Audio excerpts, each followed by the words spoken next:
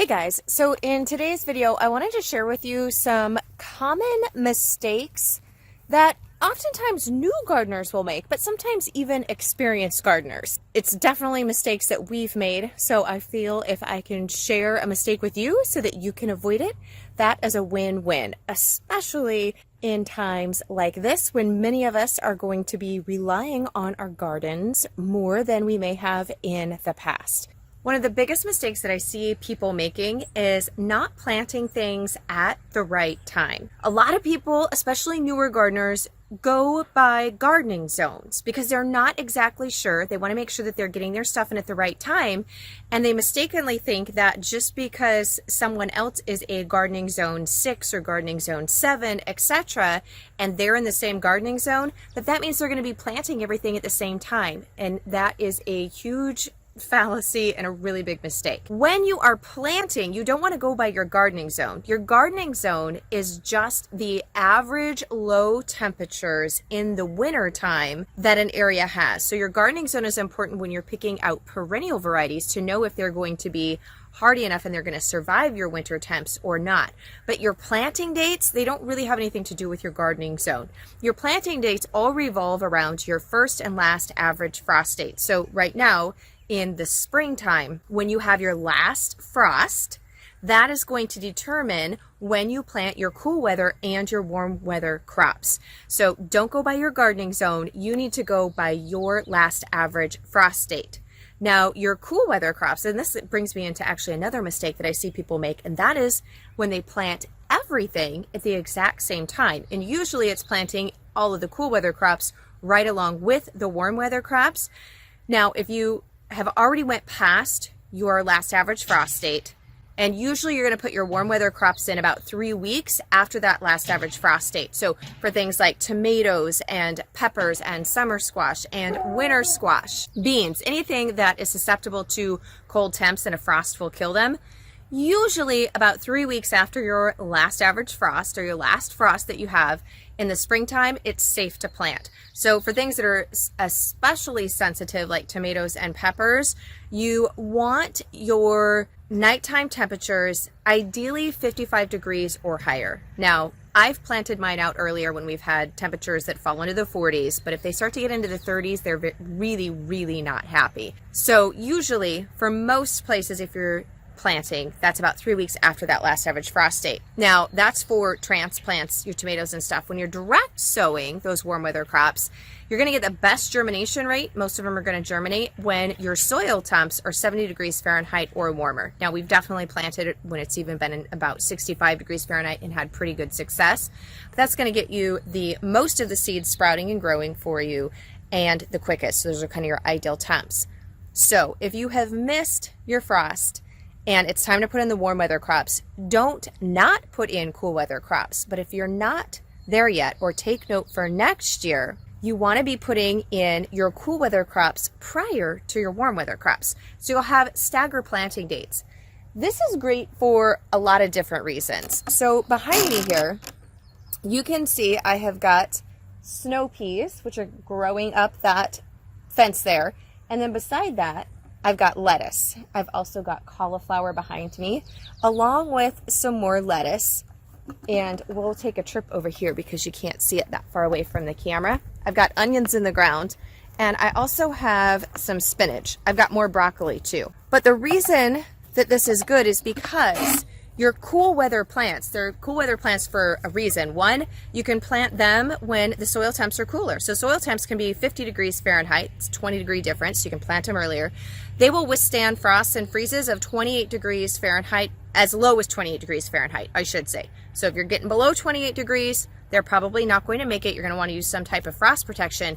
The reason this is so good is, one, it allows you to put crops in a lot sooner. It allows you to stagger your planting so that you're not doing all of the work in one bulk, because most of us don't have a ton of time. And so it breaks up the workload and the planting load. And the other reason, the biggest reason, is you're actually giving the plants, this is another mistake that people often make, is you want to give the plants their ideal growing environment so that you do less work. And your cool weather crops, they'll come up when it's cooler weather, they'll survive cooler temperatures, But the real key is they're going to grow better, you're going to get a better harvest, and they're going to flourish for you in cooler temperatures.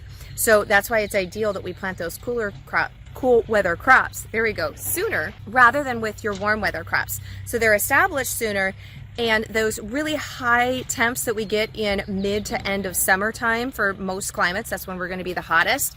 With those cool weather crops, it can, some of them will not set fruit anymore. So for example, your snow peas, if they start to experience temps of 85, 95 degrees Fahrenheit, the flowers stop producing fruit. They just kind of go into like this hibernation zone as far as not producing fruit. The flowers don't form fruit until temps drop back down.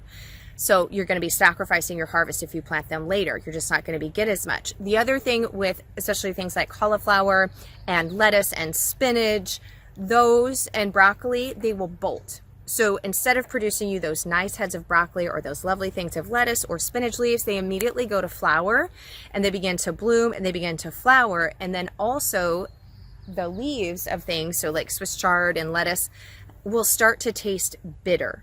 Same thing with the spinach. So it affects the flavor, and it also really shortens that harvest window because they go to bolt. So by knowing the ideal time to plant specific crops, that's a really big deal. But there are a couple of workarounds that I want to share with you.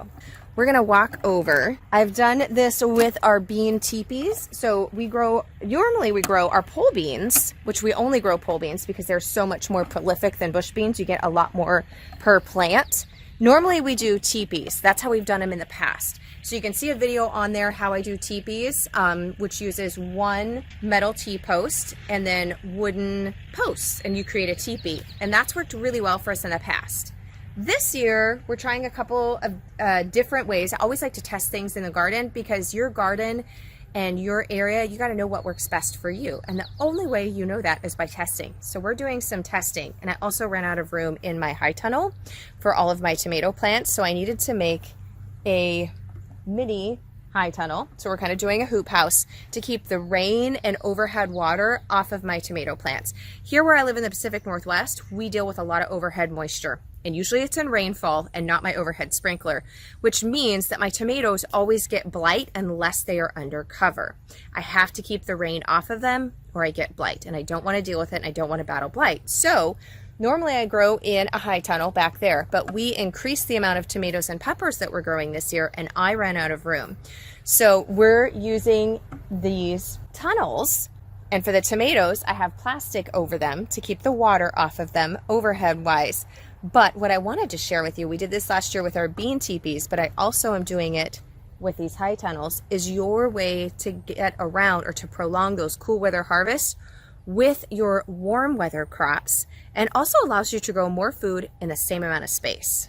One of the other big mistakes that people often make, and I myself have been guilty of, is not understanding the importance of soil health. So if you have plants that are not performing very well and you've planted them at the right times, usually it comes down to poor soil health. Now there can be other factors, but almost always it really comes back to that. So your soil is the foundation, both literally and figuratively, of the health of your garden. So good soil health is going to be making sure that you have all of the macro and micronutrients that your soil and your plants require.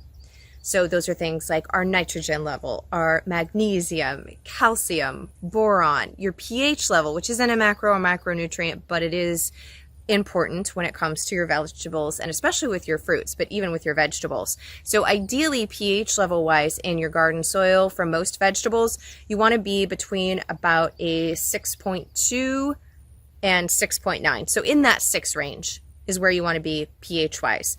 If you're too alkaline, plants start to suffer. And if you're too acidic when it comes to vegetables, then your plants start to suffer. And if pH levels aren't kind of in that ideal range, it can be harder for them to take the nutrients that may be there in the soil for them, but for them to actually get it. Now, your fruits like a lot more acidic fruit, but we're kind of talking about the vegetable garden right now. So different fruits have different acidity levels that really matter a lot with the pH level. Compost is a great addition to your garden soil.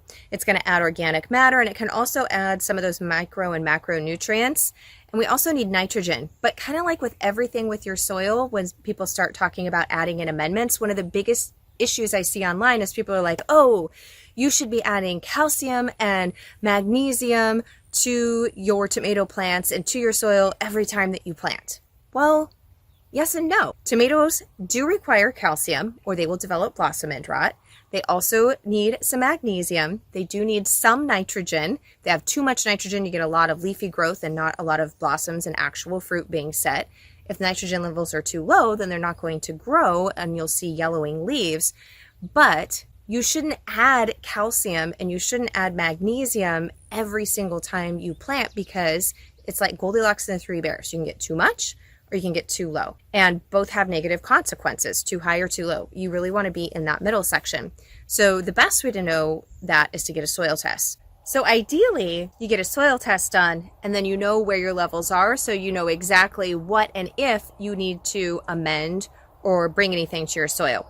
Now, I know not everybody can get a soil test done just with the way that things are. So adding compost is always a great idea. I don't think you can ever go wrong with adding compost. And we like to add, because we grow pretty heavily. As you can see, I grow spring crops, I grow summer crops, and I grow fall crops, and sometimes I even grow winter crops, depending on what it is. So I'm getting multiple crops out of our soil almost year long. So every year we add in compost, and I also add in aged chicken and steer manure. Now, we happen to have cattle and I have chickens, and so I know that my chickens are fed organic food, so are my cattle, and so we let that age so it's not too hot. You don't ever want to put it on fresh. It will have too much nitrogen. Remember, too much of anything is also a bad thing, not always a good thing with gardening, too much or too little.